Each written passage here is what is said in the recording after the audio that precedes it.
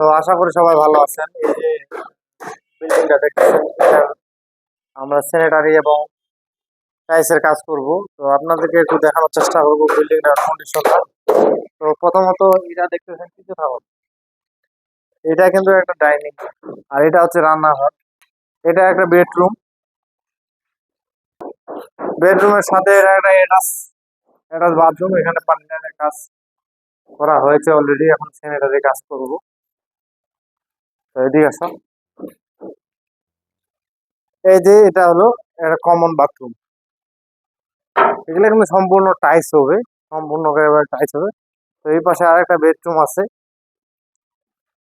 এই পাশে একটা অ্যাটাচ বাথরুম আছে। এগুলাতে পানি লাইনে কাজ করা হয়েছে অলরেডি, আবার কিছু করতে হবে।